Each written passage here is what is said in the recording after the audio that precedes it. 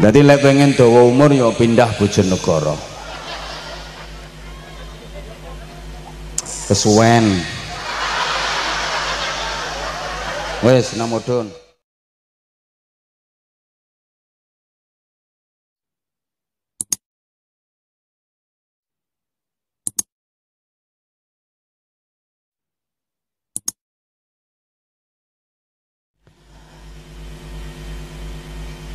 Pak Camat, Pak Kapolsek dua-duanya, Pak Dan Ramil, Pak Kepala Desa, tokoh-tokoh masyarakat yang sama-sama kita hormati, konco-konco panitia, sahabat-sahabat Banser, adik-adik santri, grup sholawat, Bapak Ibu, para jamaah, mari sama-sama kita belajar dan belajar terus untuk menjadi orang yang baik, karena orang baik itu dicintai Allah,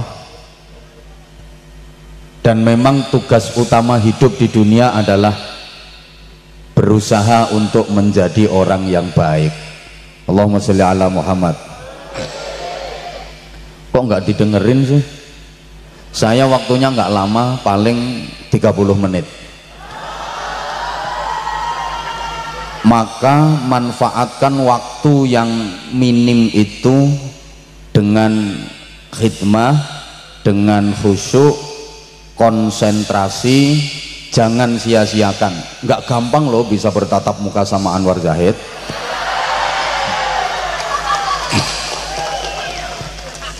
Mari belajar menjadi orang yang baik, karena orang baik itu dicintai Allah, dan memang tugas utama manusia hidup di dunia adalah berusaha menjadi orang yang baik. Padahal hidup di dunia ini ada batasnya.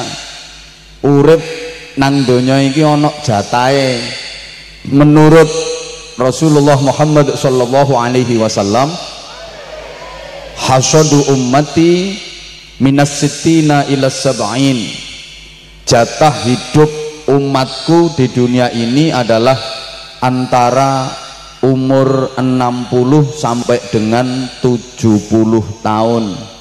Jatah uripe umate Kanjeng Nabi tendonya niki antara swidak nganti tekan 70 tahun. Ada yang lebih, ada yang kurang. Bapak Ibu para jamaah, kalau berdasarkan penelitian, rata-rata masyarakat Indonesia itu meninggal dunia di usia 66 tahun. Kalau diteliti per kabupaten, Kabupaten Jombang termasuk Kecamatan Musian, itu rata-rata masyarakatnya meninggal dunia di usia 62 tahun. Kabupaten Bojonegoro 115.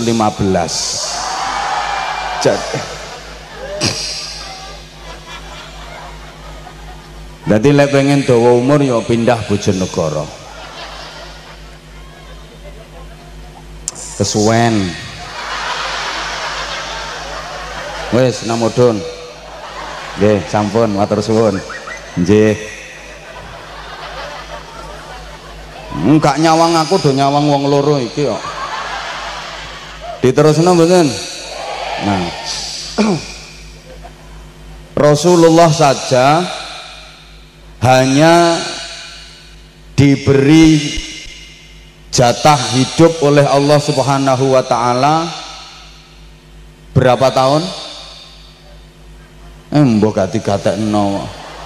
Kanjeng Nabi mawon niku namung dipun paringi yuswa pinten kalih Gusti Allah? 63 tahun. Itu kalau berdasarkan tahun komariah. Lek dihitung ngangge tahun rembulan. Kalau dihitung pakai tahun srengenge Syamsiyah Masehi seperti lumrahnya masyarakat Indonesia, Rasulullah wafat itu kira-kira pada usia 61 tahun. Sebab antara tahun srengenge karo tahun rembulan itu setiap 1 tahun selisih 11 hari. Maka Bapak Ibu yang sudah mendekati usia-usia segitu, tolong siap-siap. Ya pokok kisaran antara 60 sampai dengan kisaran antara 60 sampai dengan 70 tahun. Ada yang kurang, ada yang lebih. Saya dulu pernah menggambarkan jatah hidup manusia itu seperti perjalanan buah kelapa yang jatuhnya tidak bersamaan. Ada yang masih berbentuk bunga namanya manggar, sudah berguguran. Ono sing gede titik dadi bluluk ceblok, ono gedean maneh dadi cengkir rontok, ono gedean maneh dadi degan gogrok, ono gedean maneh metu santene diogrok-ogrok. Tapi ono 1-2 kelapa tua coklat kisut kunting kecepit bongkok. Kancane wis entek ndekne sik durung ceblok-ceblok, bajing ora tedas, diogrok-ogrok ora kenek, kate dipenek males dinteni gak ceblok-ceblok. Kematian juga seperti itu Bapak Ibu para jamaah. Ada yang masih dalam kandungan sudah berguguran, bahkan kadang-kadang digugurkan. Wonten napa mboten? Ten pundi?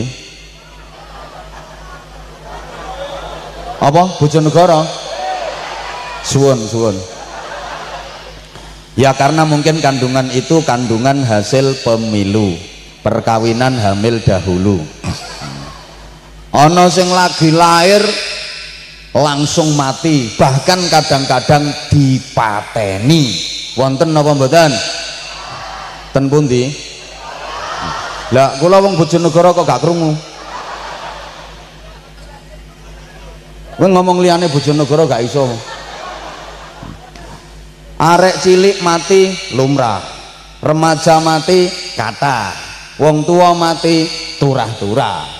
Tapi ono sing awet uripe, kanca-kancane wis mati kabeh, ndekne sik urip, wis gak iso lapo-lapo, wis kakean umur, tenaga sudah undur, uban di kepala sudah bertabur, kulit-kulit sudah pada kendur, penglihatan mata sudah kabur, gigi satu persatu mulai gugur, nek mangan jaluk bubur, gaweane di atas tempat tidur, lumah-lumah ning dhuwur kasur, nek turu ngorok senggar-senggur, katik bolak-balik ngelindur, diajak ngomong malah ngelantur, wis gak kuat melaku nang sumur, pipis saya njaluk di tatur, gak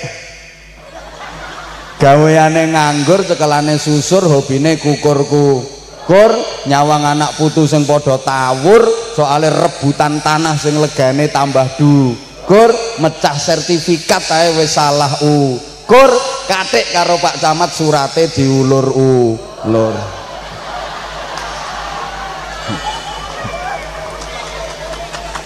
Lho lek wis ngono iku cita-cita terdekat apa? Pindah ke alam kubur, nyusul Gus Dur.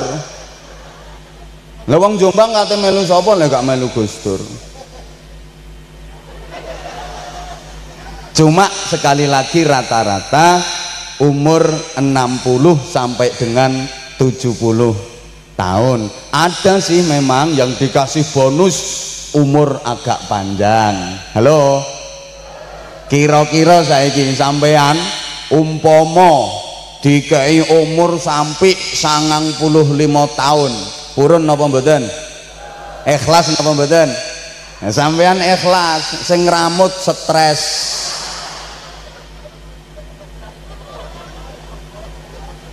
Lho sampean ki umpama kok dikai umur sampai 95 tahun terus gak iso lapo-lapo nang tiba geblak mangan dulang ngombe yo nyekoki pipis yo nonggon ngono kuwi iki iso antar mantu sampean gegeran. Kira-kira nek kondisimu kaya ngono ku mantumu sing ngrumat sampean iki dongane ya apa?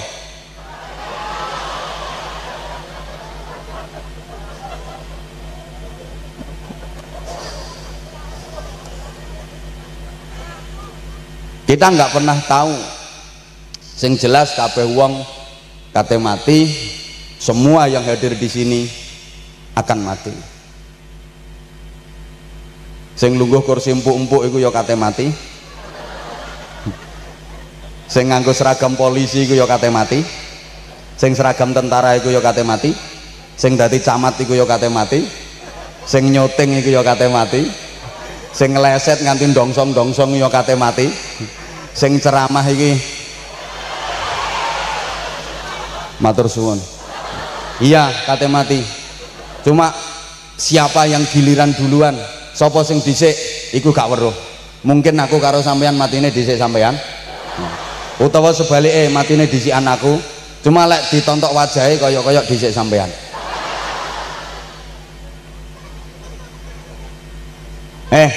Walaupun kabeh wong iku kate mati, tapi ki ana resep cek gak mati-mati.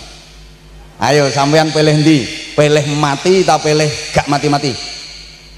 Gak mati-mati kate lapo? Les gak mati-mati terus kate lapo? Ya wis gak apa-apa. Sampean lek pengen gak mati-mati tak kei resep. Iki mumpung aku apian. Resep supaya gak mati-mati.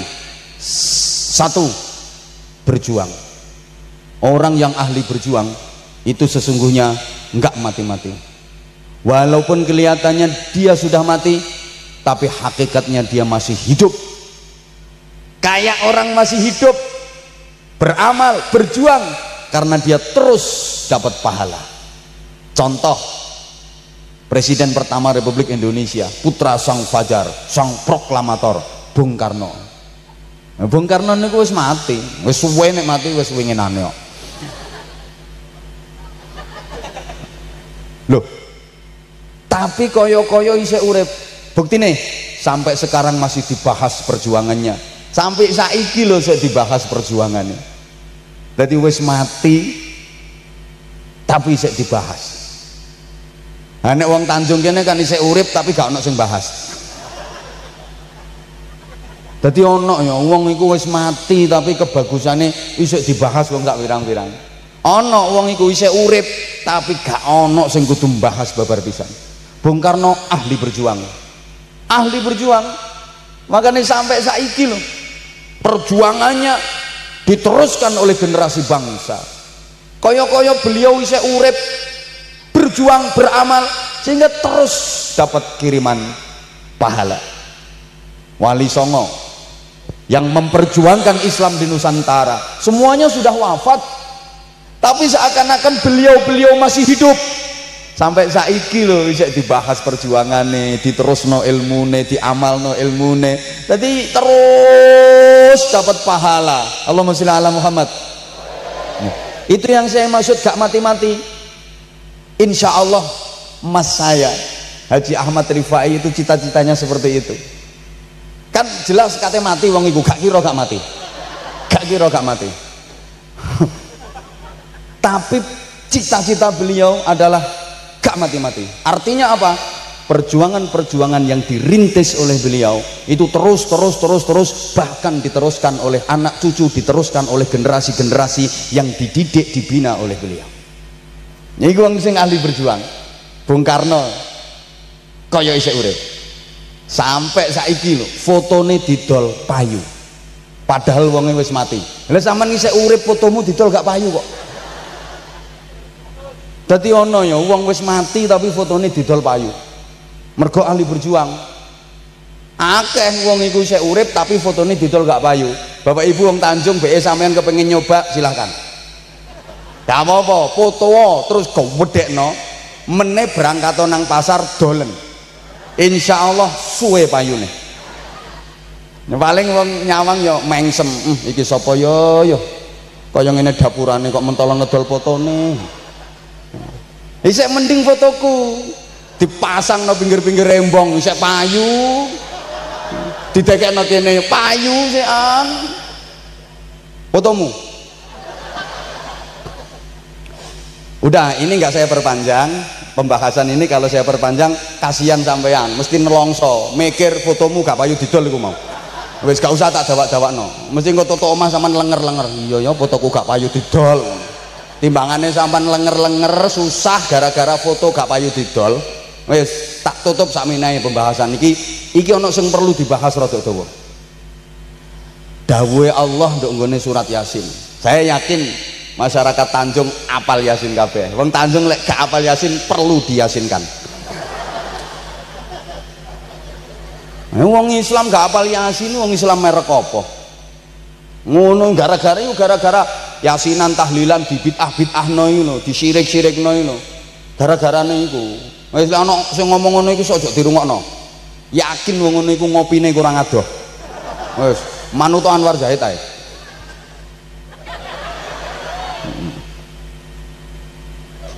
Ayatnya a'udzubillahi minasyaitonirrajim. Inna nahnu nuhyil mauta wa naktubu ma qaddamu wa atharahum wa kulla syai'in ahsaynahu fi imamin mubin. Sesungguhnya kami Allah yang menghidupkan kembali orang-orang yang sudah mati untuk kami hargai prestasinya dan prasastinya. Gusti Allah dat sing nguripne wong-wong sing wis mati perlu dibales amal-amale. Gak cuma amale tok, tinggalan-tinggalan perjuangane. Contoh sederhana, misalnya di desa ini belum ada pondok pesantren, terus sampean ikut berkiprah berpartisipasi mendirikan pondok pesantren, mbuh dadi pendiri, mbuh dadi pengasuh, mbuh dadi kiyaine, mbuh dadi penguruse, mbuh dadi gurune, atau seksi penggali dana atau penggali tanah. Ya padha wae kok yang melu berkiprah kok. Sing penting gak penggali kubur nah. Terus sampean mati, pondok pesantren itu masih hidup, pondok pesantren itu masih jalan. Sampean terus dapat kiriman pahala. Soalnya pesantren itu tinggalan sampean, perjuangan sampean. Paham? Paham? Misale nang desa kene gorong ana majelis taklim, terus sampean ngedekno majelis taklim, akhirnya sampean mati, majelis taklim niku isih urip isih jalan, sampean terus oleh kiriman ganjaran. Soalnya majelis taklim iku tinggalan perjuangan sampean. Nang lingkungan kene misale gorong ana jamaah tahlil, terus sampean ngedekno jamaah tahlil, mbok dadi ketua, mbok dadi anggota, padha pentinge. Sampean mati, jamaah tahlil isih urip, sampean terus oleh kiriman ganjaran. Soalnya iku tinggalan sampean. Dek lingkungan kene misalnya gorong ana jamaah istighosah, sampean ngedekno jamaah istighosah, sampean mati, jamaah istighosah kok isih urip mlaku, sampean terus oleh kiriman ganjaran, mergo iku tinggalan sampean. Bapak-bapak, dek lingkungan kene misalnya gorong ana jamaah remi, terus sampean ngedekno jamaah remi, mbuh dadi ketua, mbuh sekretaris, mbuh seksi perlengkapan, bagian gelarno kloso, gak melu main, mari ngono melungker turu. Iku seksi perlengkapan. Sampean mati, jamaah remi kok isih urip jalan, sampean nang kuburan ya dikucut ambek malaikat, dikeplek-keplekno malaikat. Soale iku tinggalan perjuangan sampean, itu dadi jariah sampean. Makanya bapak, sampean lek kepengin remi pak, nek iso ojo. Iku melanggar undang-undang agama, juga melanggar undang-undang negara.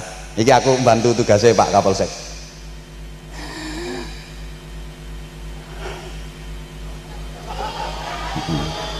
Monggo Pak Kiai. Iku Pak Kiai Hatta, tapi mboten gandengane Bung Karno. Iku Hatta Qadir. Nek sing proklamator kae Bung Hatta. Ngene kuwi dudu Bung Hatta. niku Hatta Qadir dudu gandengane Bung Karno. Pun nang lenggah sing sekeca tekan ndi mau? Oh Remi, Remi. Mbah Kas Remi kok Yai Hatta teko. Paling mantan ya. Ngene. Lah ya wis tobat. Wis tobat. Pun ngeten. Hoi. Bapak-bapak misalnya zaman kok kepingin Remi, nek iso aja Bapak. Iku melanggar undang-undang agama, melanggar undang-undang negara. Lah nek gak kena diempet, gak apa-apa, sampean remio gak apa-apa, gawe tombo pengin. Cuma syaratnya situ ojo ajak-ajak uang. Jajak uang. Syaratnya cuma satu, jangan ngajak orang. Yo remio dhewe. Nanti kucut-kucut dhewe, toton dhewe, udon-udonono dhewe, nek mari rayuk-rayukono dhewe. Tombo pengen kok. Ibu-ibu, taman lek kepengin rasan-rasan, Bu. Nek iso aja, iku dosa gede. Tapi lek gak kuat ngempet, nggih monggo sampean rasan-rasan gak apa-apa. Oleh, syaratnya situ aja ngajak wong. Nang mlebu kamar, ngedepo kaca, nang ngrasani sak katokmu. Gawe tombo pengen. Lah iki mumpung eling, Bu. Ngrasani, menggunjing, ngrasani itu jangan dianggap sepele, Bu. Ngrasani ae kok gak apa-apa, gak apa-apa ya apa. Ngrasani itu duduk dosa cilik, ngrasani itu dosa gede. Semua dosa yang tercatat dalam Al-Quran itu minal kabair. Dosa apa ae sing ketulis nang Al-Quran iku dosa gede. Lah ngrasani iku ya ketulis nang Al-Quran dosa gede. Malah ana dawuh ngene, ngrasani iku berat. Ngrasani sepisan iku luwih abot tinimbang zina ping 70. Sing lanang-lanang atukan kuwi jare ngono. Iki bahaya iki lek gak tak jelasno gawat. Soalnya ana sing mbaten atukan niku ping 70 ya lumayan wis bolak-balik.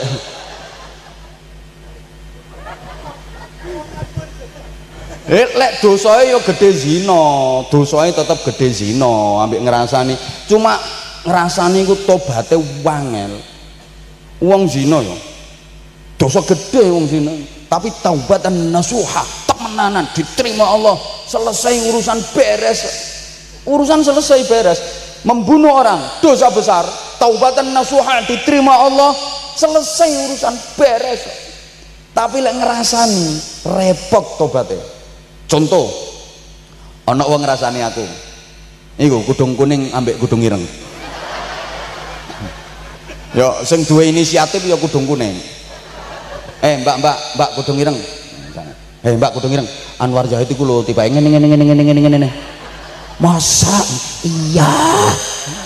Aku ngene iki lek gak weruh dhewe ya gak kira ngomong. Temenan aku ngene iki weruh dhewe. Akhire kudung kuning iki getun. Lapo aku kok ngerasani tobat yang Allah. Astagfirullahaladzim, astagfirullahaladzim, stop.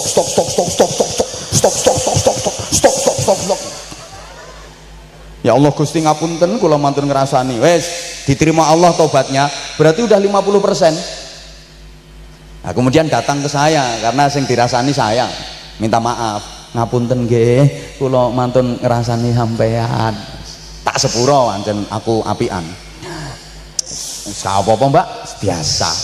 Aku diomong uang, dirasani uang, biasa. Dihujat, dibully, biasa. Emang aku figur publik, biasa. Gak kaget, aku gak ngumunan. Aku itu gak akan pernah melayang karena pujian, gak akan pernah tumbang karena cacian. Oh no, biasa, gak mau apa nak sepura.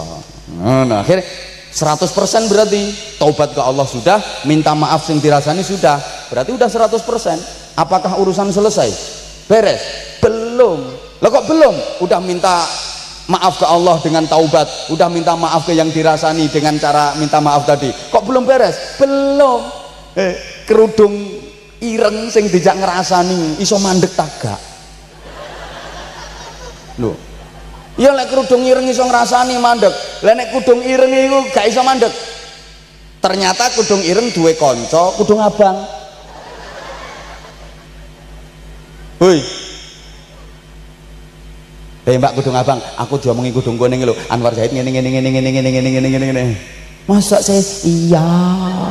Wonge lo ngerti dhewe ngene. Cuma iki sing tak kandhani sampean tok lho ya aja diomongno wong. Ngejeri kudung abang, insyaallah. Lah insyaallah wong Tanjung insyaallah model apa? Meneng temen aku kudung abang iki, mandeg temen. Wong kudung abang duwe kanca akrab kudung ijo. Diomongi, aku oleh kabar anyar, sik gres, masa zaman gak krungu? Apa? Gayahe temen aku gak ngerti. Tak omongi lho ya, tapi aja dikandakno wong, sampeyan tok sing tak omongi. Mergo aku percaya karo sampeyan, aja diomongno wong ya. Insyaallah. Sak Tanjung iki lho ngono kabeh. Lha iki meneh nduk akhirat kaya ngelumpuk to. Halo. Lha kudung kuning oleh dosa. Oleh sing modali dekne nang.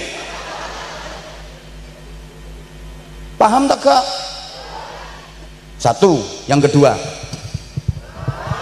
resep. Iya orang melu nyangoni ojo cerewet. Yang kedua resep supaya enggak mati-mati, sampean jadi orang baik ahli ibadah, punya anak keturunan yang baik-baik ahli ibadah. Kan pernah dengar khairun nas man thala umruhu wa hasuna amaluhu wa syarrun nas man thala umruhu wa sa'a amaluhu. Sebaik-baik manusia yang panjang umurnya, bagus amalnya. Sejelek-jelek manusia yang panjang umurnya, buruk amalnya. Tak baleni saapik-apike wong iku sing dawa umure, bagus amale. Elek-eleke wong dawa umure, elek amale. Makanya rata-rata wong Tanjung kok pengen dawa umur. Nggih napa nggih? Sampeyan pengen dawa umur mboten? Sing banter sampean pengen dawa umur mboten? Umpama keturutan dawa umur temen, rencana sampean piro? 200-an? Kurang? 250? 300 kurang? Sing ngomong pase piro pase? Gak apa-apa, sampean kepingin dawa umur iso syarate durung kiamat. Kepingin 500 tahun, 700 tahun, 800 tahun iso syarate durung kiamat. Kanjeng Nabi lak dawuh ini. Wong sing paling apik iku wong sing ahli ibadah, duwe anak turun ahli ibadah, walaupun dekne wis mati, ibadahe diterusno anak turune. Alhamdulillah. Wonge wis mati gak iso salat, wis mati kok gak iso salat. Tapi salate diterusno anak turune. Termasuk anak didik, anak murid. Gak iso maca Quran wisan, wis mati wonge. Tapi nek maca Quran diterusno anak turune, bejo-bejone wong. Udah nggak bisa puasa, emang udah meninggal, tapi puasanya diteruskan anak turunnya. Halo, paham betul? Amalul walid, amalnya anak itu jadi amalnya orang tua, ibadahnya anak jadi pahalanya orang tua, maksiatnya anak jadi dosanya orang tua. Makanya wong sepuh biyen lak duwe omongan ngene, anakmu iku awakmu sing nomor loro, cucumu iku awakmu sing nomor 3, boyotmu iku awakmu sing nomor 4, dan seterusnya. Makanya besok di akhirat Bapak Ibu, banyak orang tua yang terheran-heran. Akeh wong tua sing kaget dituntun malaikat disuduhno ganjarane, padahal dia merasa nggak pernah melakukan amal itu, tapi kok dapat pahala. Kaget, tanya ke malaikat, dituntun karo malaikat, ditunjukkan pahalanya. Malaikat kat malaikat kat. Ya kira-kira ngono takone. Malaikat kat. Niku ganjarane sinten malaikat? Kok enten ganjaran haji? Itu pahala siapa malaikat? Kok ada pahala haji? Ganjaran sampeyan yuk. Lah, kula mboten nate haji kok oleh ganjaran haji. Iya anjen sampeyan belum haji, tapi anak sampeyan haji. Hajine anak sampeyan, sampeyan selaku wong tua ya oleh ganjarane haji. Alhamdulillah, duwe anak lek apik. Takon meneh dituntun, malaikat kat malaikat kat. Lah niku ganjarane sinten malaikat? Kok enten ganjaran maca Quran niku? Sak monten katahe ganjarane. Ganjaran sampeyan Mas. Malaikat ojo guyon ta lah. Enggak temen niku ganjaran sampeyan. Aku ki lho gak iso maca Quran, Apalku mek kul huwa elek tok. Aku gak iso maca Quran sama sekali, gak bisa baca Quran. Loh kok aku dapat pahala baca Quran segitu gede, segitu banyak, segitu agung? Jare malaikat, anjen sampean gak iso maca Quran Mas, tapi anak sampeannya apal Quran. Iku lho anak sampean sing sampean pondokno nggone pesantren tahfidzul Quran cinta Rasulullah. Ya wis nek gak ngerti sing duwe wong kae. Anakmu sing mbok pondokno ning kono ku hafal Quran. Dadi anakmu hafal Quran sampean oleh ganjarane. Alhamdulillah. Gak iso maca Quran babar bisa nih oleh ganjaran hafal Quran. Lek duwe anak apik, Masya Allah. Takon maneh, malaikat kat malaikat kat. Lah terus niku ganjaran sinten malaikat kok enten ganjaran bangun masjid niku? Ganjaran sampean, Mbak. Aku gak tau bangun masjid. Aku juga wis ngerti, anjen awakmu meleki. Nang lingkunganmu ana masjid, sing bangun kan Mas Rifai to.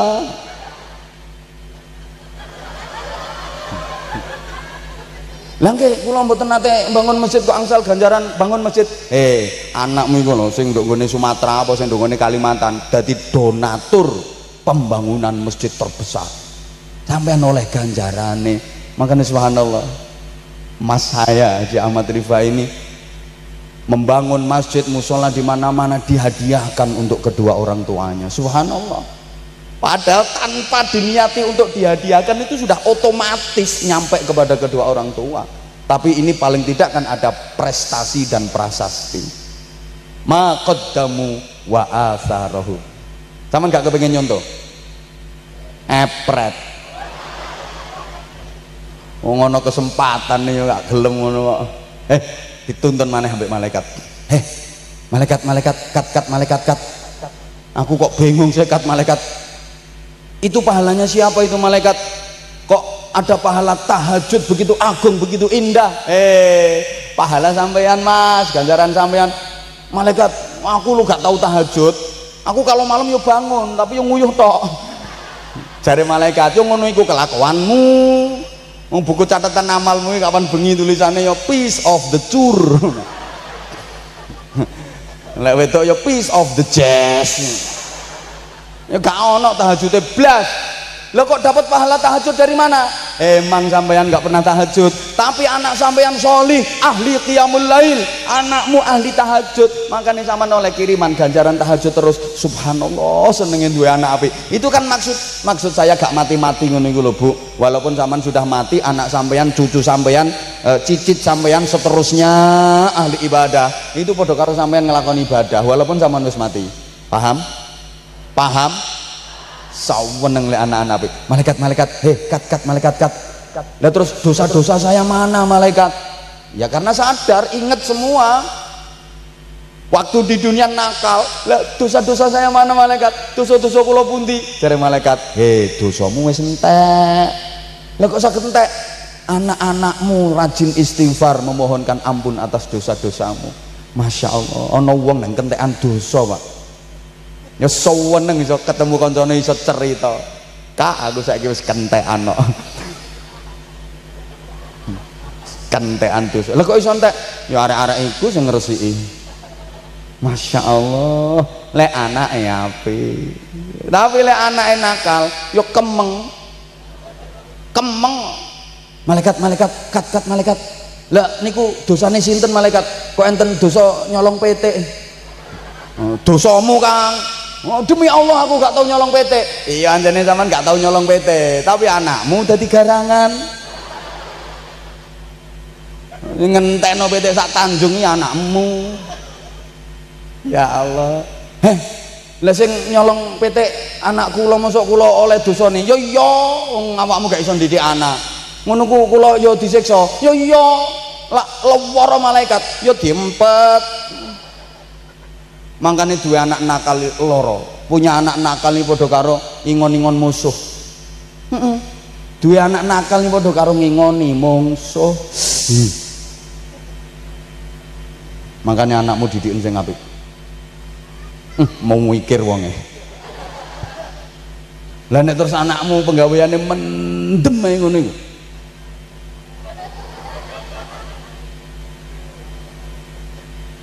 Ya udah. Nah sekarang sambil iya hidup ini menjalani proses. Jatah antara 60 sampai 70 rata-rata itu ayo kita manfaatkan. Halo, sampai saatnya nanti menghadap Allah Subhanahu wa ta'ala. Sampun siap napa dereng? Mbah gak nyaut tok. Dilanjut mboten ngajine? Kula sampeyan kate ngadep Gusti Allah kabeh nggih napa nggih? Sampun siap napa dereng? Sing ngomong siap itu ada dua kemungkinan. Kemungkinan pertama mungkin merasa bekalnya sudah cukup. Kemungkinan kedua stres. Ya karena hidup sengsara menderita, soro dikuyo-kuyo, satu bongkok. Ono sing model ngono. Ngapunten. Misalnya Bapak Ibu pulang dari ngaji ini nanti sampai rumah jenengan didatangi malaikat Israel. Sikapnya baik kok. Terus jenengan diaturi gini. Maaf ya, saya petugas Allah. Saya siap membantu Anda untuk boyongan. Pindahan dari dunia ke alam kubur. Anda minta diantar malam ini atau 5 tahun lagi? Pilih mana? Ya Allah. Nah, sambil menunggu itu hidup ini menjalani tahapan-tahapan. Latar kabunna tabaqan an tabaq. Itu kalau dalam bahasa Al-Qur'an. Pasti akan menjalani tahapan demi tahapan. Woi, kok mentolo kon ngrungokne ngaji karo mangan ini kok mentolo. Astagfirullahaladzim. Lha wong kene peteng tangan kayaknya. Tanjung ngerti ngene gak berangkat aku mau.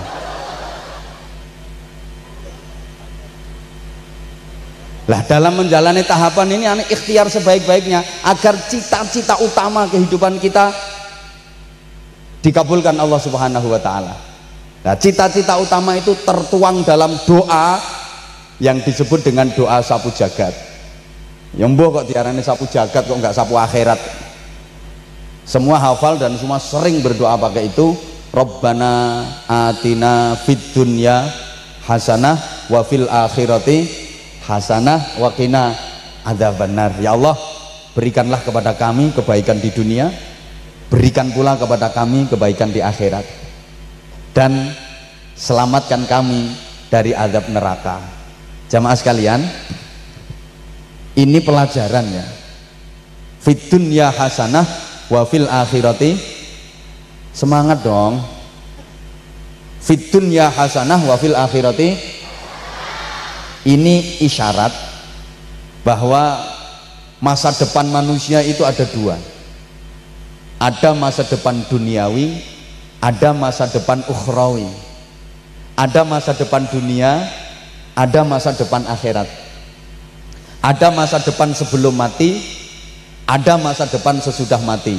Halo, panjenengan kalau saya ajak berpikir tentang masa depan, yang terpikir oleh panjenengan itu masa depan di akhirat atau masa depan di dunia? Jujur, yang sampean pikir masa depan sesudah mati atau masa depan sebelum mati? Emboh. Halo, misalnya punya rencana membangun rumah, itu yang terencanakan di otak jenengan rumah yang di surga atau rumah di dunia? Halo, dijawab. Saya pundi, rumah dunia sama rumah surga lebih bagus mana? Lebih bagus surga. Tapi anggaranmu besar mana membangun rumah di surga sama rumah dunia?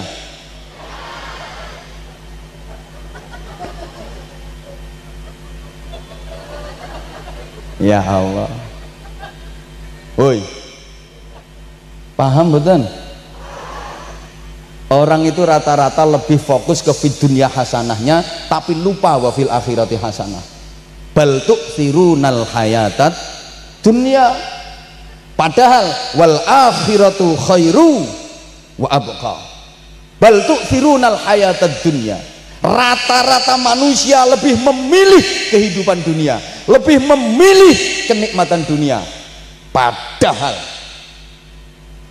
kehidupan akhirat, nikmat akhirat jauh lebih baik dan jauh lebih kekal, lebih abadi.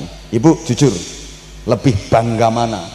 Punya menantu jadi pegawai sama punya menantu santri? Jujur, bangga mana? Duwe mantu pegawai karo duwe mantu santri?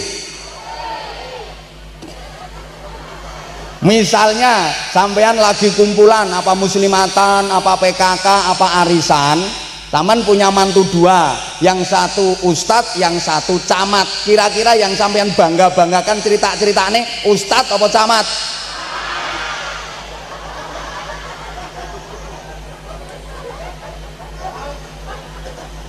Mergo priyayi to.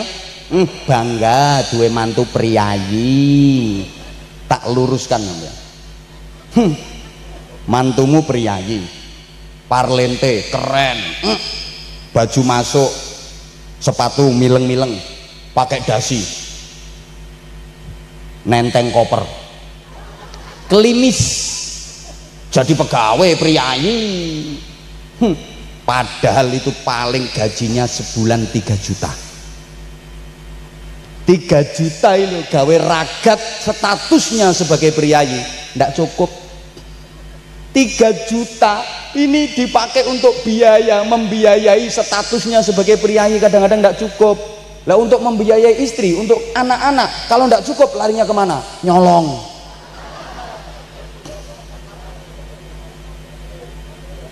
Loh, ini kesalahan bangsa Indonesia, kesalahan masyarakat Indonesia. Rata-rata punya cita-cita dan keinginan anaknya jadi pegawai. Tak hitung no sampean. Lek cuma pegawai. Sijine ustad, ngapunten ustad itu gelem soro, dodolan bakso, dodolan sego goreng, jualan mie ayam. Ya penampilannya sih pancene rondok kelombrot, tapi penghasilannya bersih sehari taruhlah 300.000, 10 hari 3 juta, sebulan 9 juta. Apa maneh ustadze kaya ngene iki?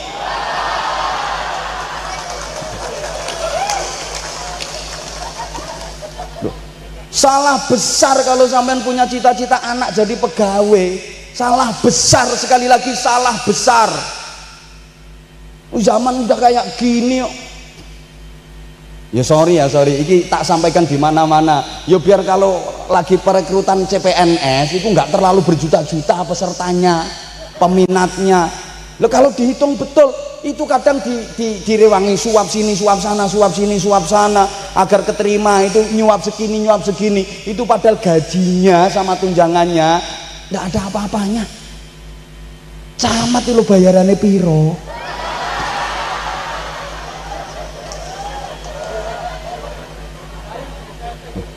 Beliau dinas 6 bulan, saya ceramah 1 jam.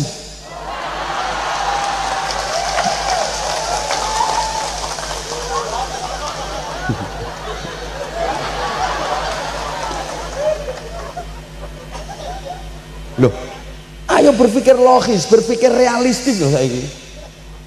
Ini gara-gara kepingin mengejar fit dunia hasanah tadi loh. Rata-rata emang gitu kok. Duwe mantu sijine pejabat, sijine terima ustad, sing dibanggakno mesti sing pejabat. Ustadze padahal yo pinter khotbah, yo mulangno TPQ, mulangno madrasah diniyah, padahal itu yang selalu mendoakan mertuanya. Sing dadi pejabat kadang ndonga ora iso.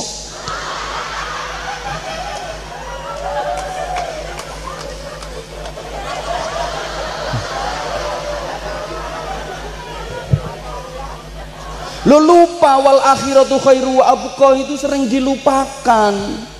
Ini sayang waktunya wis mepet iki ya. Jadi wong kene iki gorong krungu, belum dengar ya kalau sekarang hitungannya per menit.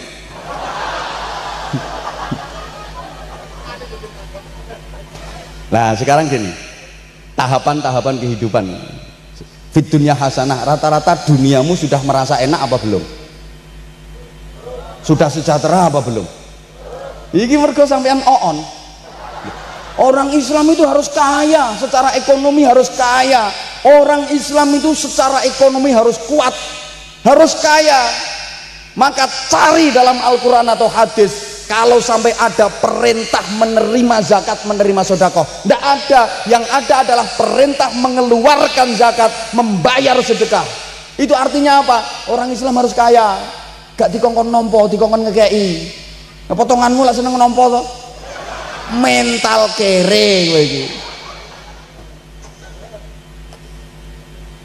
Mangkel nyoben salahe ngundang aku kok.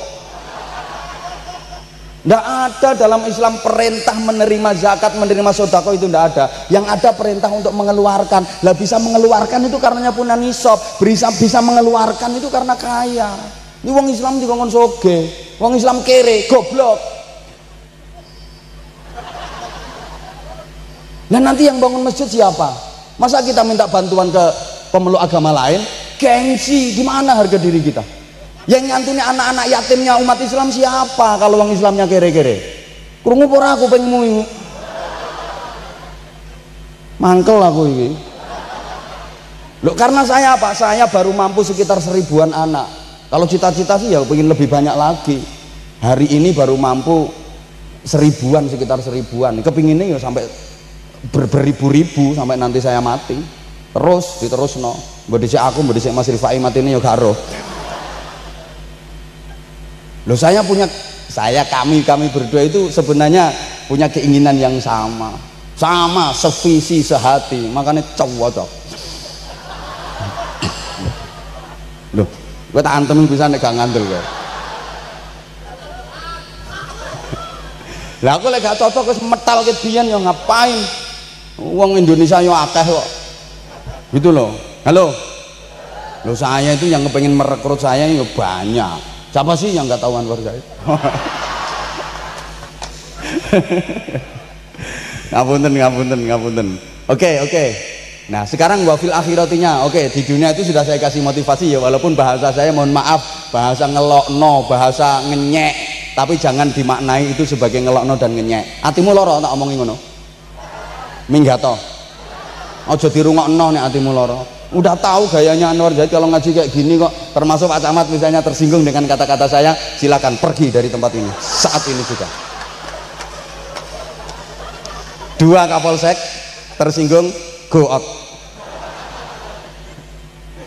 Misalnya ya kayak gini bahasa saya, izin komandan. Ini bolo kabeh soalnya, saya kayak gini. Macam-macam tak mutasi sampai aku. Dekne gak iso mutasi aku, tapi aku iso mutasi dekne. Personaliane boloku kabeh kok. Sampai tekan pusat kono. Ya, asisten Kapolri sing bagian SDM kanca plek ambek aku kok. Niku tak pindah iki camat apa kok camat Kapolsek Musian pindah Atambua hari ini. 2 hari lagi TR turun ngalih Atambua. Mau coba?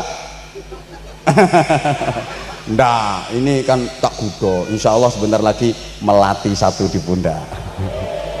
Tapi syaratnya nambahi sangu, bro.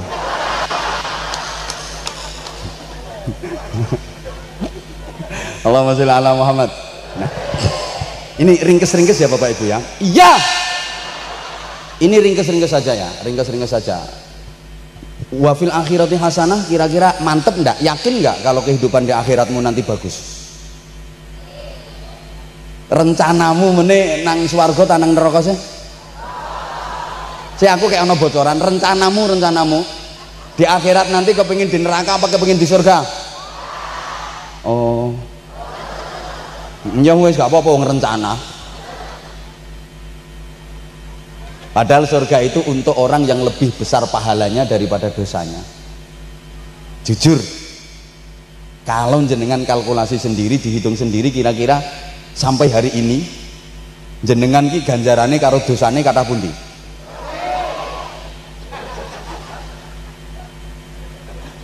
Lah nek akeh dosane timbang ganjarane, besok di akhirat kira-kira di surga apa neraka?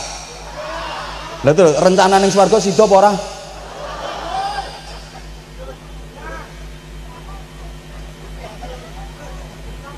Maka harus menjalani tahapan-tahapan kehidupan ini secara benar. Nah, kalau saya hitung ya, iki hitung-hitungan, dibikin gampang-gampangan saja. Tahap kehidupan manusia itu kalau dibagi 20 tahun, 20 tahun, 20 tahun, 20 tahun, tahapannya itu. Saya ngomong bukan asal cuap, bukan asal jeplak, tapi ada dasarnya. Tahap pertama, usia 0 sampai 20 tahun. Apa yang harus dilakukan? Kalau penjenengan punya anak, punya cucu yang usia antara 0 sampai 20 tahun, harus digimanakan? Apa yang harus dilakukan? Tahap kedua, usia 20 sampai 40 tahun. Itu apa yang harus dikerjakan? Target apa yang harus dicapai? Tahap ketiga, umur 40 sampai 60 tahun. Hal-hal besar apa yang harus dikerjakan? Halo? Dilanjut nggak ini? Nek mau mangan lo mandek kok. Ya pancet wong iku ket mau kok. Astagfirullahaladzim. Wis to, tak dongakno kolu sak intil-intilmu. Mengkon mandek dinduk ae lho. Aku lho menghargai jenengan, disuguhi sakmene akeh lho, tak demok ae enggak. Ngono lho. Halo. Halo. Oke, terus usia 60 sampai ya kok gak harus 80 sampai meninggal ngono ae. Kalau dikasih bonus usia 60 sampai dipanggil Allah Subhanahu wa taala, apa yang harus dikerjakan? Ini mestinya kalau diterangkan secara detail, secara gamblang itu membutuhkan waktu kurang lebih 3 jam. Tapi karena waktunya tinggal 10 menit,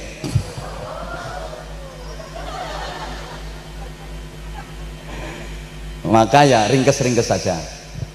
Pertama, usia 0 sampai 20. Ini rata-rata udah lewat kan? Nah, berarti untuk anak-anak kita, cucu-cucu yang di batas usia 0 sampai 20 tahun. Ibu, kalau punya anak usia segitu, kira-kira targetnya apa, Bu? Dipakani wareg, disandangi rapet, dituruk ning nggon sing anget supaya anak sehat, giat, kuat, semangat, lemu, diangkat berat. Emang itu penting, membangun fisik itu penting. Dipakani wareg, disandangi rapet, dituruk ning nggon anget supaya anak itu bisa sehat, kuat, giat, semangat, lemu, diangkat berat. Semangat posyandu itu memang penting. Kok semangat posyandu? Ya kan ada lagunya. Nyaut ya. Aku anak sehat tubuhku. Nah, baleni. Aku anak tubuhku karena ibuku rajin dan semasa aku bayi selalu diberi ASI, makanan bergizi dan imuni. Terus berat badanku iku anakan wedhus.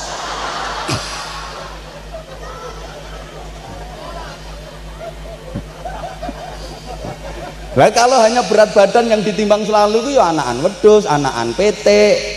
Itu perlu berat badannya ditimbang selalu. Targetnya hanya itu memang. Kalau anak manusia beda, jangan cuma berat badanku ditimbang selalu. Ilmu akhlak tuh dibimbing selalu, harusnya begitu. Kalau saya revisi lagu-lagu kayak gitu. Ya tunggalnya po ami belalang kupu-kupu, siang makan nasi, kalau malam pembohongan besar-besaran. Di mana-mana bayi itu ya siang malam mimik susu. Nah kalau siang makan nasi, malam mimik susu itu sopo?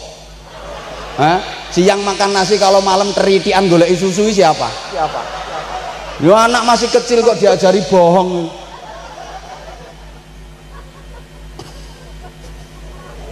Gak bener.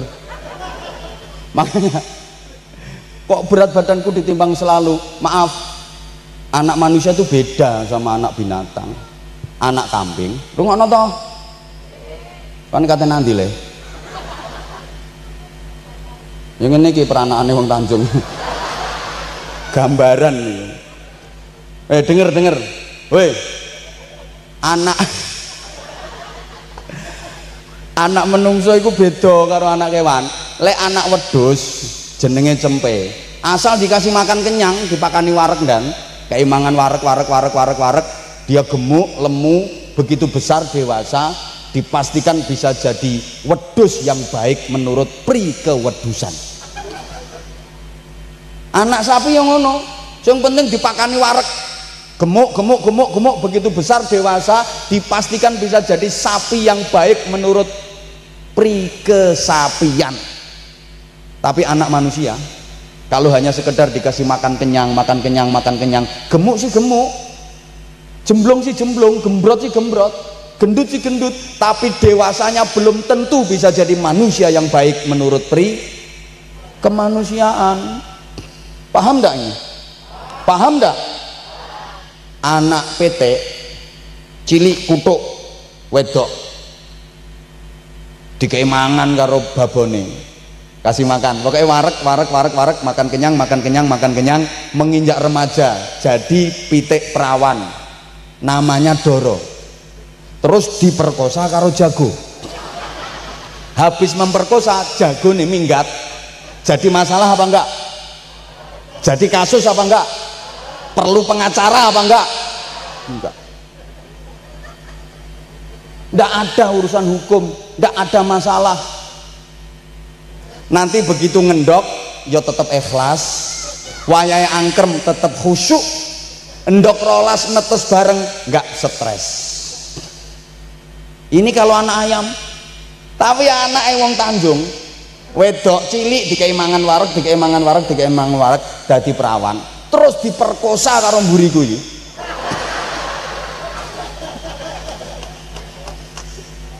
Kasus napa mboten?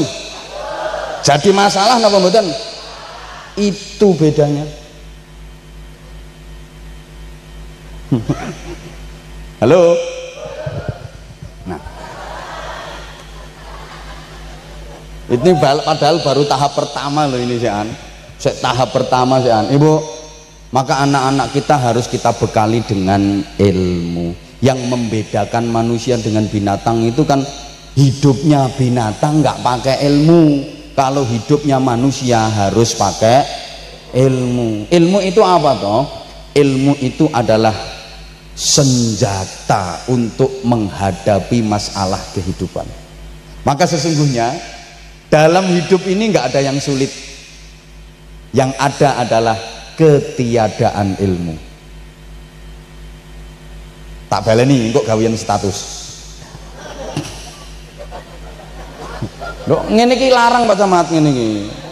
Larang. Nanti Bu.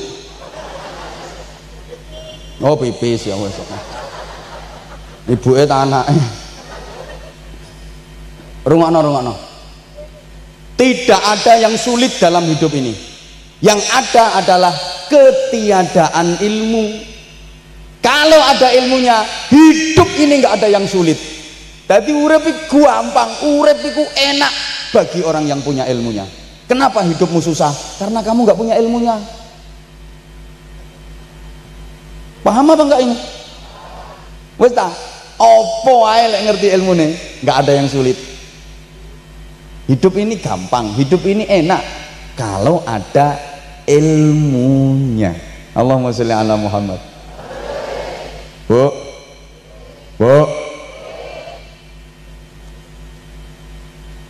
Sampeyan kalau nggak punya ilmunya didik anak, punya anak beling, punya anak nakal, sama napakno anak. Anak dituturi gak kena megelno utek, megelno ati ngono iku lho. Megelno guru, ngentekno spidol kaya anakmu. Sama napakno. Nah, mesti ditekuk-tekuk, ditutuk-tutuk, dicepitno lawang barang ngono iku. Woi. Kenapa kok seperti itu? Ya karena nggak punya ilmunya mendidik anak. Ada kesalahan masyarakat kita, di samping tadi udah sempat saya singgung sebagian, target kepingin punya anak jadi pegawai macam-macam kayak gitu. Rata-rata orang tua merasa bangga dan merasa berhasil ketika anaknya ber-IQ tinggi, disekolahkan di sekolah favorit, terus di sekolahan dia dapat peringkat. Itu dianggap sudah berhasil dan anaknya akan jadi orang yang sukses. Halo, mbuh ki paham tak gak ya wong Tanjung Tajak ngomong ini. Hoi. Makanya tadi saya bareng sama Mas waktu tadi ada pembukaan festival, bukan pembukaan sih, mulai lomba festival Qur'ani. Tadi saya sampaikan perlu dibekali dengan 3 ilmu, ada ilmu agami, ada ilmu profesi, ada ilmu kreasi, supaya anak takwa, cerdas, terampil, dan seterusnya dan seterusnya. Kata balik ini mana? Kapan-kapan nih yang tak ceritanya.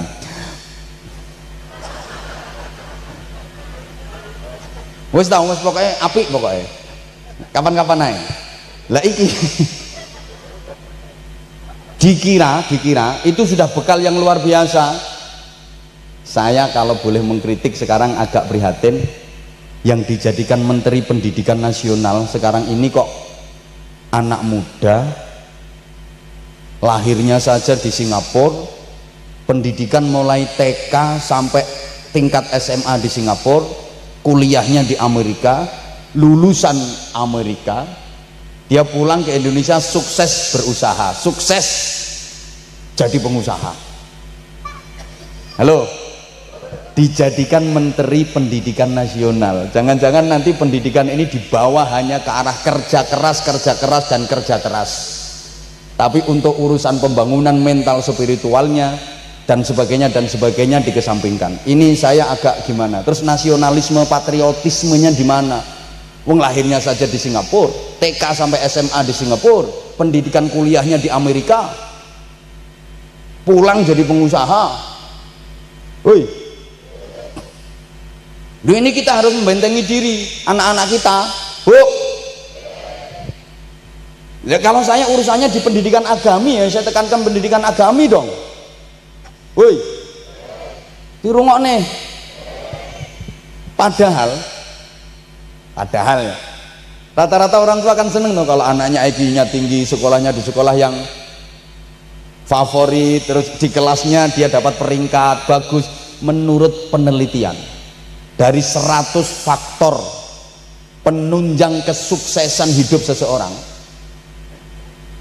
intelijensi IQ yang tinggi itu menempati urutan ke-21. Halo, sekolah favorit menempati urutan ke-23, peringkat 1 di kelasnya malah menempati peringkat ke-34. Peringkat pertama apa? Faktor penunjang kesuksesan seseorang berdasarkan penelitian. Peringkat pertama adalah kejujuran, kedua kedisiplinan, ketiga dukungan keluarga. Telu tok iki tak terangno. Soalnya nek 100 aku ya gak apal. Loh, pertama kejujuran. Ini yang malah kalau di negara kita dianggap tidak berarti sama sekali. Malah wong Jawa ki duwe prinsip sing aku gak seneng blas. Wong jujur mesti ajur kok tambahan. Hoi, ya Allah gak dirungokno kok. Padahal kejujuran ini menempati peringkat pertama kesuksesan seseorang. Jujur nomor 1. Lah sekarang masyarakat kita udah banyak yang nggak jujur. Di sekolahan pun itu sudah dipraktekkan ketidakjujuran. Banyak sekolah-sekolah yang hanya ingin mengangkat statusnya, mengangkat levelnya, mengangkat gengsinya, agar anak didiknya, murid-muridnya, siswa-siswinya itu dapat nilai-nilai yang bagus. Akhirnya guru-guru yang ada di situ dituntut harus pinter ngaji, ngatur biji.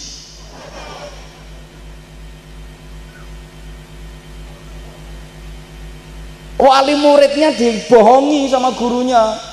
Wong anak waktu diuji itu dapat nilai 3,5, tapi dikasih nilai 8. Ngono ku wong tuane yang seneng kok. Cerita tanggane, alhamdulillah mbak, anakku ke sekolah ya gak pinter tapi diunggahno ambek gurunya. Hoi, mbak paham mbak enggak ngene iki. Iki masalah pendidikan anak. Bu, kejujuran. Ayo ajarkan kejujuran. Orang tua jujur, anak jujur, pendidikan jujur, semuanya jujur. kalau pengen sukses. Yang kedua, kedisiplinan. Disiplin itu tegas. Sekarang beda sama dulu. Dulu kedisiplinan itu luar biasa, kejujuran dan kedisiplinan. Saya tanya, sampeyan biyen sek cilik sekolah, ning sekolahan nakal, beling kan ketara to, rai-raine ketara. Misalnya waktu kecil sampean dulu di sekolahan kok nakal, kok beling, terus sama gurunya dihukum, dijewer, disebet nggawa penggaris, kadang ditutuk nganggo suding iku, nangis, mulih, lapor wong tua. Kira-kira orang tua dulu itu belani anak tambah belani guru? Belani anak tambah belani guru? Belani guru.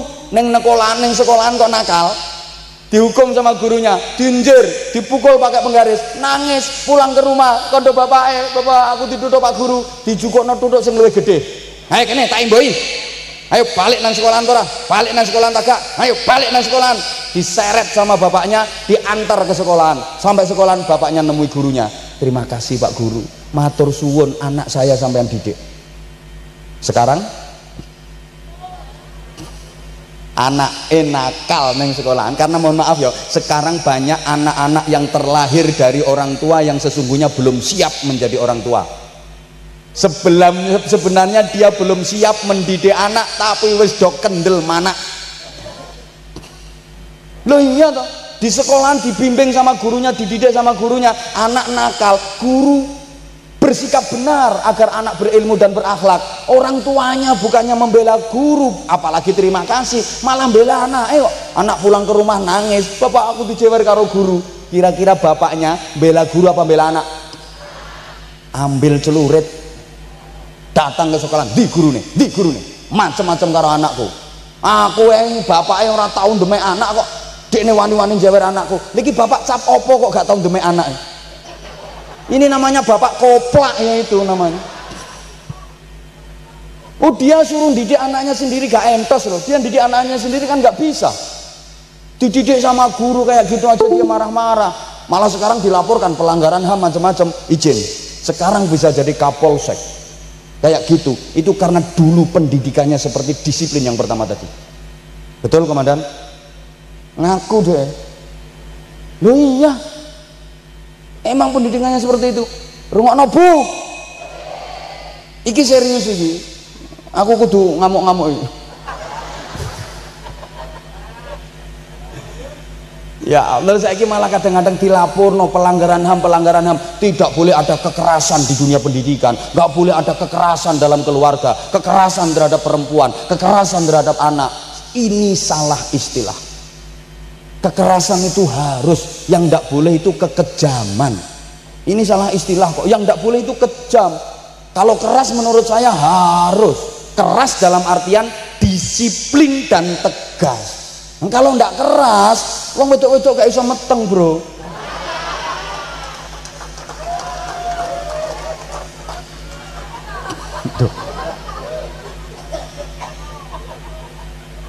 Nah lemes kabeh. Loh kalau ndak ada kekerasan, masjid ini nggak bisa berdiri loh. Coba tiangnya masjid, cagae masjid itu lemes kayak sosis.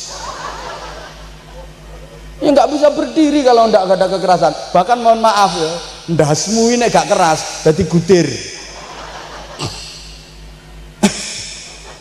Ya, cuma ini izin komandan, ini istilah saja. Kalau menurut saya yang nggak boleh itu kejam, kekejaman itu yang nggak boleh. Kalau kekerasan dalam artian disiplin tegas harus.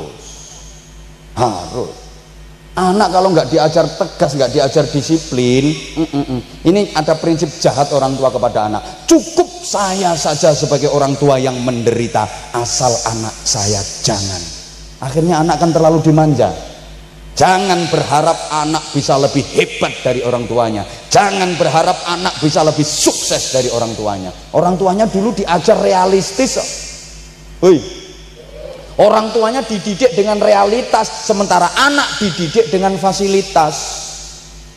Paham enggak ngene.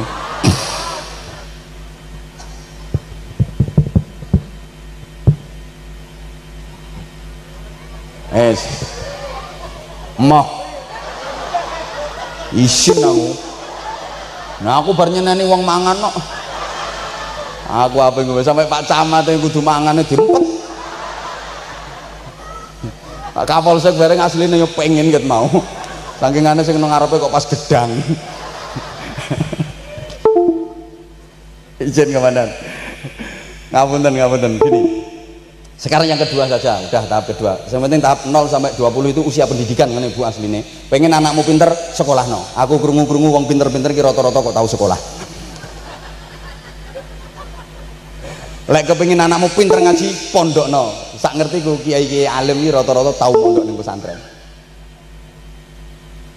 Lek pengen anakmu apik, ya cetak sing apik, kumpulno karo wong apik. Minimal gak kaya ibuke. Tahap kedua wes saiki tahap kedua Bu, tahap kedua. Tahap kedua tadi umur berapa? 20 sampai 40. Ini mengamalkan ayat. Ayatnya unik mungkin menurut sampean ya, ini ngarang tok ya iki. Ayatnya zuyyina lin-nasi hubbus syahawati minan nisa'i wal banina wal qanatiril muqantarati minadh dhahabi wal fiddati wal khaylil musawwamati wal an'ami wal harth. 6 targetnya. Usia 20 sampai 40 tahun. Pertama, hubbus syahawati minan nisa, ini lambang dari nikah. Kalau punya anak udah umur 20 tahun ke atas, kuliahnya udah selesai, ngajinya udah selesai, nanti nikah no. Apa maneh anak wedok. Bu, aku takon saiki, sampeyan dulu memeti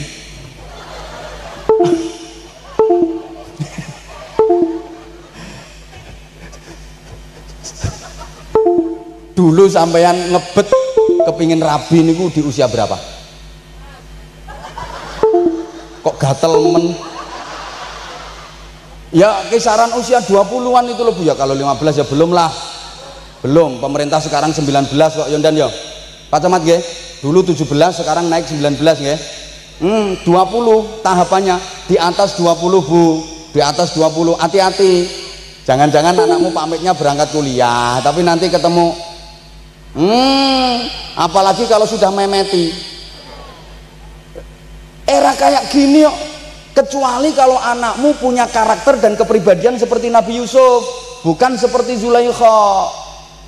Ceritane dawa tak ringkes. Ketika keduanya di dalam kamar, walaqad hammat bihi wa hamma biha, sungguh Zulaikha terpesona kepada Yusuf, Yusuf pun terpesona kepada Zulaikha. Tir padha irenge, ibarat arus listrik tegangan tinggi. Kuwi lek dinyunyukno ya apa? Hah? Tapi beda. Yusuf mengikuti hati, Zulaikha mengikuti nafsu. Yusuf mengikuti tuntunan, Zulaikha nuruti tuntutan. Akhirnya Yusuf lari ke arah pintu, Zulaikha mengejar menarik baju sampai bajunya Yusuf robek bagian belakang karena ditarik Zulaikha yang kukunya panjang-panjang. Dan itu jadi saksi di pengadilan bahwa Nabi Yusuf nggak bersalah karena yang robek baju belakang. Berarti dia lari, dikejar, ditarik. Nah, kalau robek yang depan kan berarti nguyak. Andaikan kondisi seperti itu terjadi pada putra putri sampean, aku takon kira-kira yang robek bajunya yang belakang apa yang depan? Insya Allah lek anak wong Tanjung nggak ada yang robek. Lah ngapain pakai robek-robek baju? Wong dicoplok alon-alon penake ra karuan. Bajunya nggak robek, tapi yang lain ada yang robek.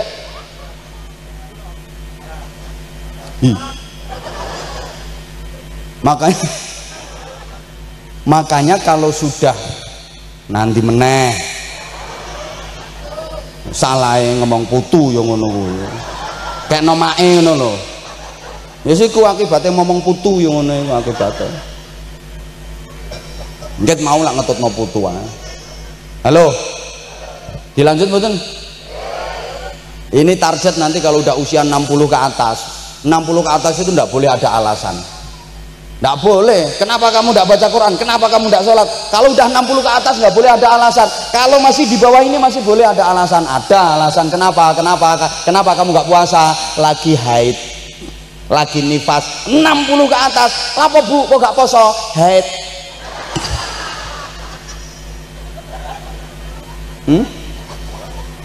Kenapa nggak sholat? Haeta. Ya kalau masih usia 40 lah, 40-an itu kenapa? Ya karena repot sama anak, ngeramut anak, didik anak macam-macam, karena hamil macam-macam. 60 ke atas direpotin cucu, nggak diterima alasan seperti itu. Maka bodoh besar kalau ada mbah. Kenapa nggak sedekah? Nggo nyangoni putu, goblok. Oh putu urusannya bapaknya karo ibuke kok lapo sampean mundak tuwek, mundak keploro. Diterusin apa ora iki? Loro gak apa-apa ya. Aku nek ngaji loro lho Bu, ngapunten. Terus iya, jadi targetnya 6. Yang pertama tadi apa? Nikah. Setelah nikah wal banin, punya anak. Nek iso duwe anakku sing akeh. Lho iya kok pesene Kanjeng Nabi tanakahu tanasalu fa inni mukatsirun bikumul umama yaumil qiyamah. Punya anak yang banyak, aku bangga lek umatku akeh. Karena dipesen Kanjeng Nabi nek rabi kan golek wong wedok sing walud iki manaan. Sampai ada hadis itu kalau didengar gimana gitu, wong wedok rupane elek wireng tapi manaan iku luwih apik timbang wong wedok rupane wayu bodine sip tapi ora manaan. Berbahagialah sing manaan. Lo targetnya itu tuh kalau udah nikah wal banin, punya dididik sing apik anake. Yang ketiga apa? Wal qanatiril muqantarati minadz zahabi wal fiddah, kekayaan yang banyak dalam bentuk emas dan perak. Allahumma sholli ala Muhammad. Ini target setelah nikah, punya anak, orang mek loro tok ngene iki anake. Bojone ngetutno. Apa nambah soalnya? Apa nambah anak? Ya wes gak apa-apa, langsung praktek.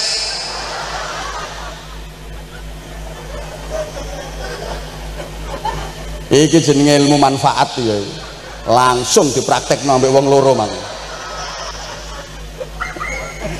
Ayo dilanjut gak ini? Rungokno sayang. Nikah, punya anak, target yang ketiga apa? Wal qanatiril muqantarah minadz zahabi wal fiddah, punya harta kekayaan yang banyak, berarti dituntut untuk jadi orang kaya.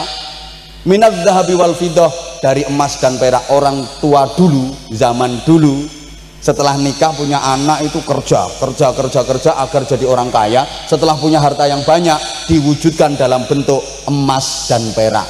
Kalau zaman sekarang harus punya tabungan dalam bentuk ATM, ada silver, ada gold. Iki lho gak ngawur ya aku ngaji iki. Woi sambat-sambat duwe ATM Bu, duwe ngono alat tusuk manual iki. Sik digawa bojomu.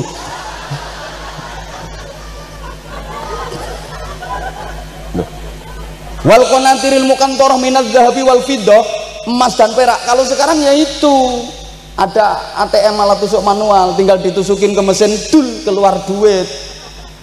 Minimal silver dan perak, itu platinum. Yo gak ngerti wong gak duwe kok. Ini kita ringkes saya. Artinya apa? Nikah, punya anak, nabung. Target ini. Target, jangan nabung dulu. Dan rata-rata kalau nabung dulu akeh gak iso. Apalagi laki-laki, wong lanangi kok nabung gak iso. Isoe nabung lek duwe wong wedok sing tukang ganduli. Lek wong lanang angel nabung sebelum nikah. Paling itu kok rokok dibagi-bagi karo kancane, marung bareng-bareng. Itu wong lanang sebelum nikah sulit untuk bisa nabung. Nah, wong wedok kan tabungan. Loh iya, irit medit.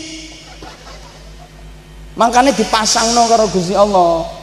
Maka targetnya itu nikah, punya anak, nabung. Wal qanatiril muqantarah minadz zahabi wal fiddah. Berarti usia 20 sampai 40 ini punya target itu. Sehingga nanti usia 40 ke atas wis enak. Rasulullah usia 40 ke atas sudah mapan, sehingga beliau kholwah ke Gua Hira. Sudah siap mendapatkan gelar Al-Amin. Sudah siap secara finansial, beliau sudah siap di usia 40 ini. Halo. Apa yuk geger ya? Eneng kodok kok bingung. Makanya lek begagal aja ombo-ombo. Mangkel aku. Loh tenan toh, munggah tenan.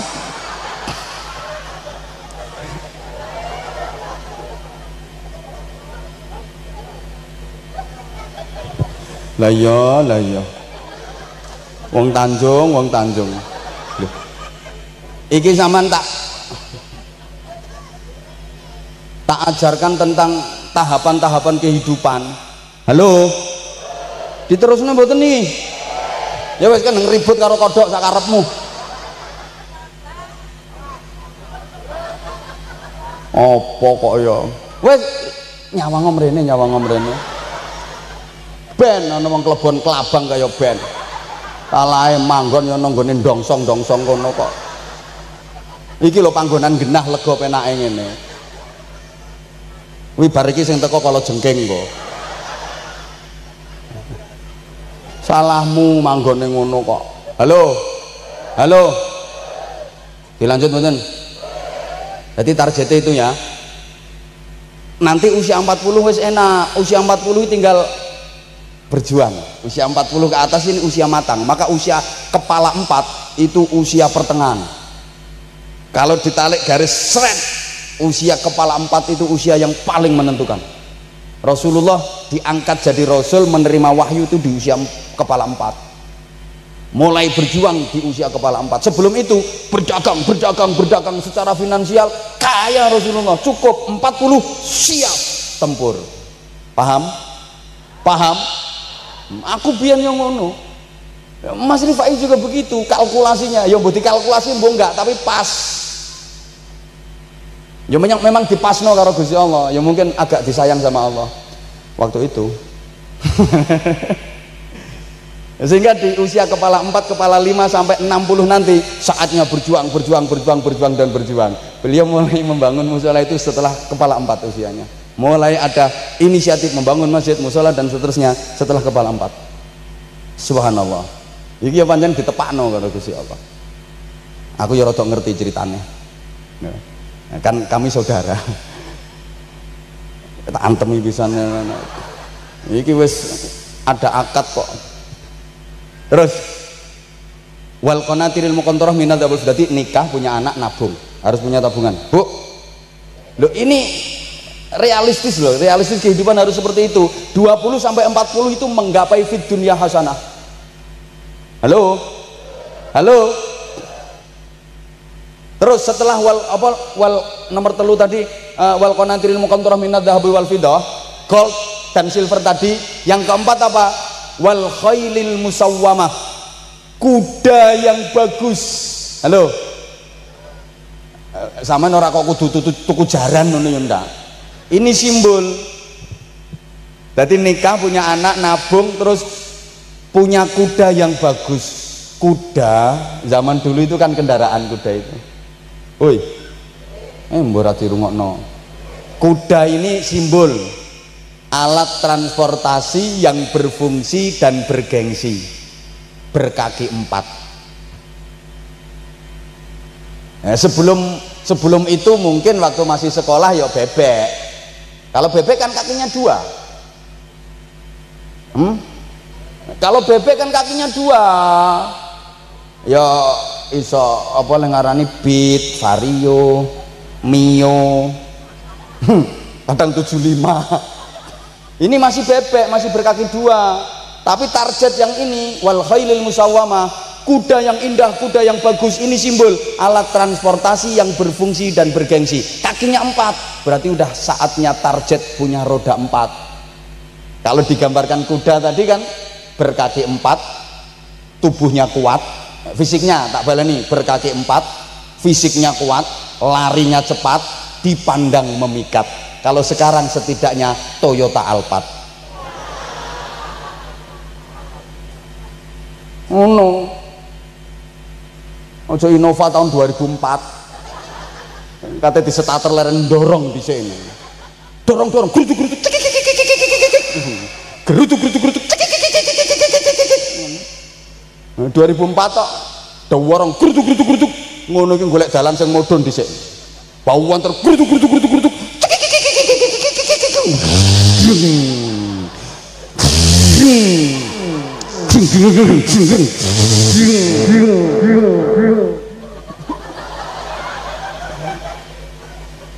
Ini wal khailil musawwamah. Lha iki angel lho nerangno model ngene iki angel. Mikire sing suwe. Dokter lho gak kira iso. Niku baju ijo iki lho dokter iku. Karena bidangnya bukan ini. Angel ngene iki, Bro. Nomor 5 apa? Wal an'am, binatang ternak. Loh, binatang ternak ini simbol bisa besar, bertelur, beranak pinak.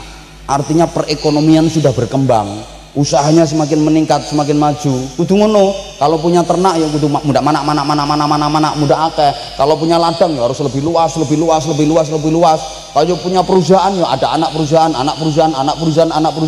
Ini wal an'am, enggak kudu wedhus, bebek ngono iku enggak. Zaman milenial loh. Yang keenam wal haras. Haras itu tanduran.